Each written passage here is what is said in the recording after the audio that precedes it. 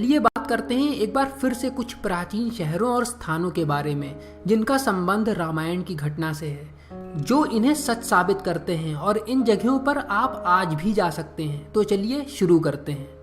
अयोध्या।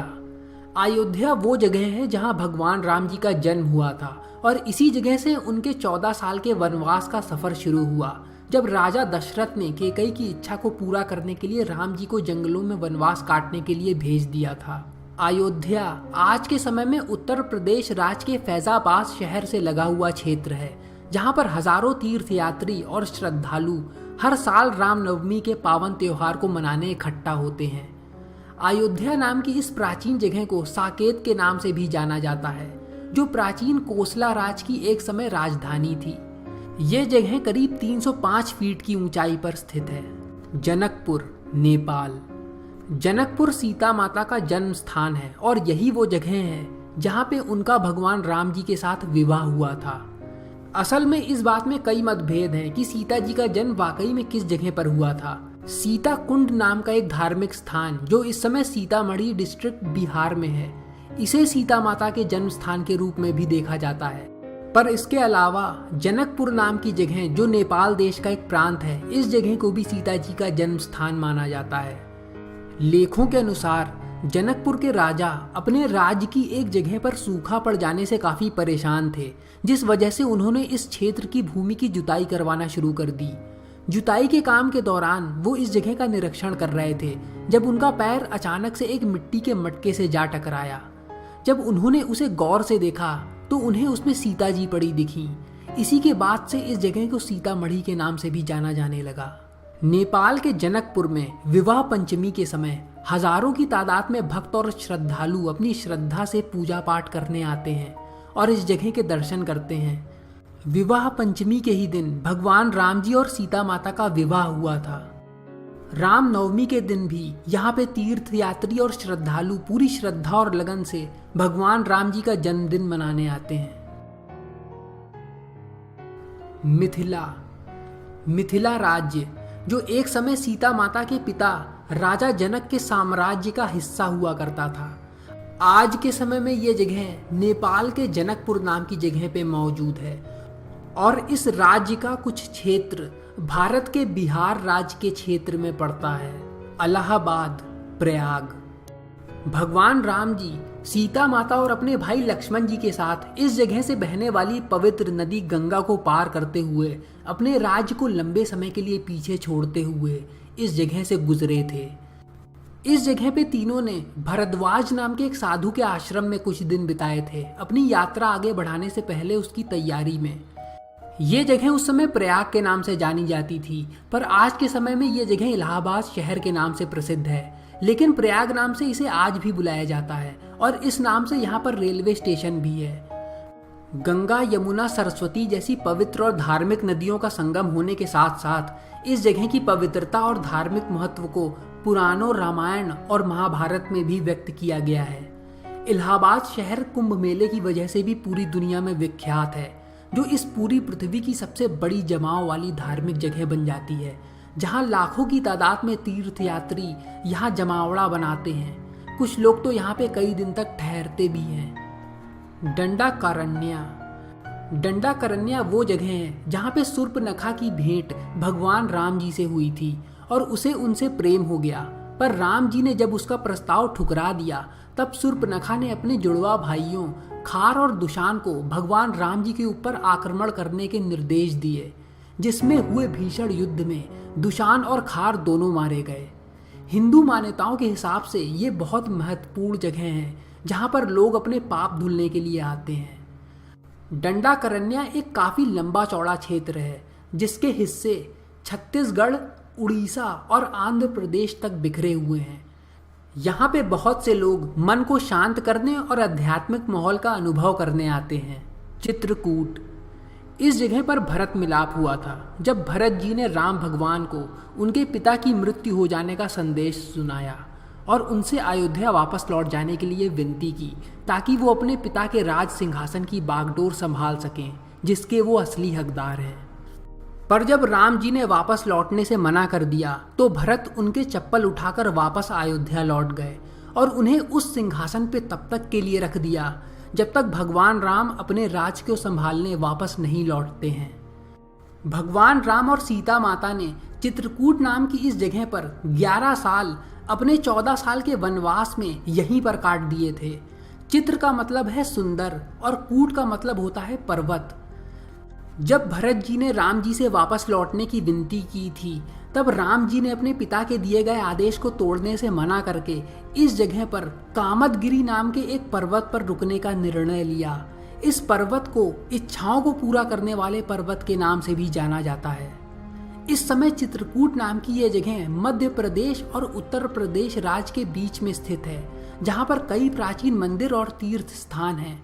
इन सभी स्थानों के बारे में प्राचीन धार्मिक लेखों में भी बताया गया है। यहाँ पे कुछ बहुत प्रमुख दिव्य तीर्थ स्थान हैं, जो ये हैं। राम घाट। चित्रकूट के बीच में बसी ये वो जगह है जहाँ भगवान राम मंदाकिनी नाम की नदी में स्नान करने जाते थे जब वो चित्रकूट में रह रहे थे। भरत मिलाप मंदिर। जैसा कि इस जगह का नाम है, इसी जगह पर भरत जी अपने बड़े भाई राम जी से मिले थे। इस घटना का ऐसा वर्णन किया गया है कि भाइयों के मिलने से वातावरण में इतनी भावुकता व्याप्त हो गई थी कि आसपास की चट्टानें और पत्थर पिघल गए।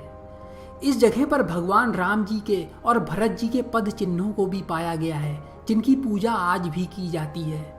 यह जगह कामदगिरी पहाड़ी पर स्थित है, जहाँ की परिक्रमा कर लेने पर माना जाता है कि इंसान अपने बुरे कर्मों और पापों से मुक्त हो जाता है।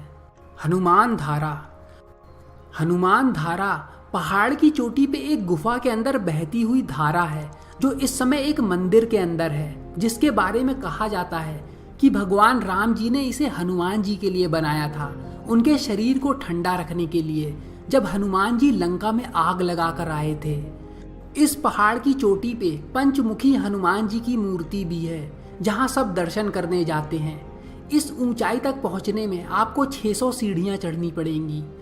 यहाँ ये धारा एक चट्टान से निकल रही है, जिसके बारे में कोई नहीं जानता कि ये पानी कहाँ से आता है। गुप्त गोदावरी की गुफाएं। नगर से 18 किलोमीटर की दूरी पर गुफाओं के कुछ समूह हैं, जिनके अंदर काफी जटिल तरीके से बनाई गई नक्काशियां हैं। इस जगह पर 2 चट्टानें रखी हुई हैं, जो देखने में सिंहासन जैसी लगती हैं, और कहा जाता है कि एक पे भगवान राम विराजमान होते थे और दूसरे पे उनके भाई लक्ष्मण जी। इनमें से एक अंडरग्राउंड गुफा में घुटनों तक पानी भरा रहता है और वो धीमे धीमे बहाव के साथ बहता रहता है। सती अनुसुईया। साधु अत्रि मुनि, जो 7 सप्तऋषियों में से एक थे, वो और उनकी धर्म पत्नी, जिनका नाम सती अनुसुईया था, अपने 3 बेटों के साथ यहाँ पे रहते थे और इस जगह पे ध्यान लगाते थे। इनके तीनों बेटों को ब्रह्मा जी, विष्णु जी और शिव जी का अवतार माना जाता था।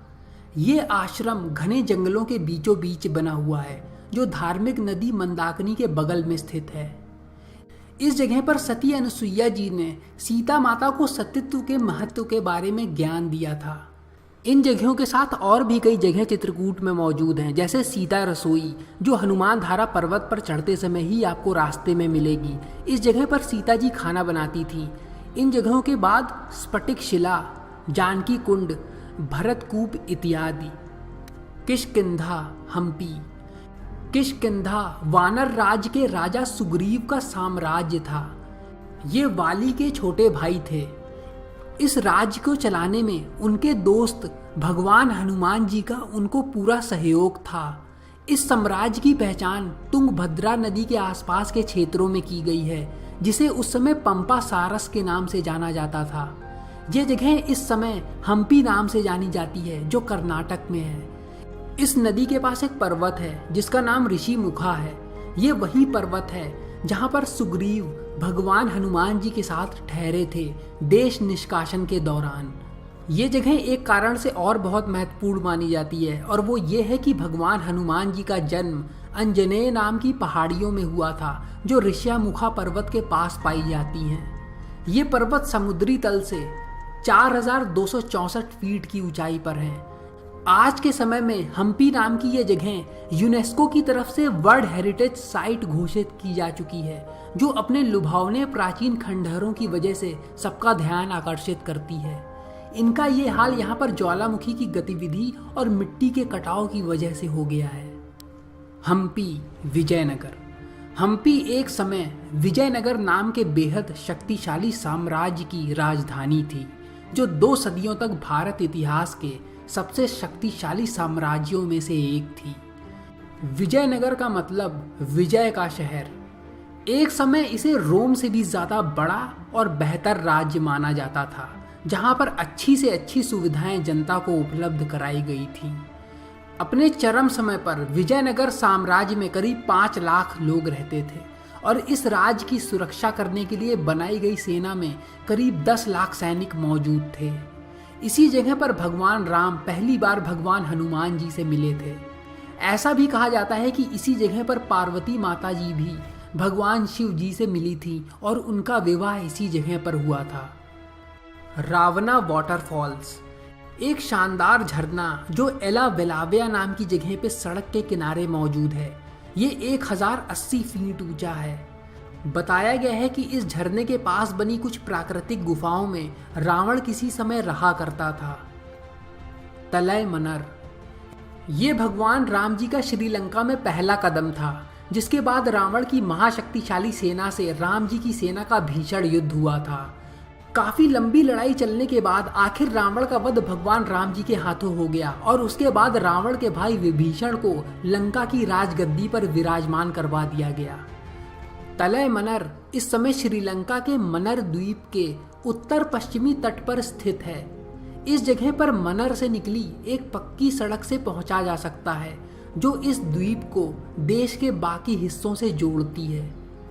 कोठ मले जब रावण सीता माता का अपहरण करके उन्हें सीता एलिया नाम की जगह पर ले जा रहा था, तब सीता जी के पास कुछ गोल आकार की जड़ी बूटियां थीं, जिनको वो रास्ते में गिराती चली गईं, ताकि भगवान राम इन जड़ी बूटियों का पीछा करते करते उस जगह तक पहुंच सके जहां पे सीता जी को ले जाया गया था।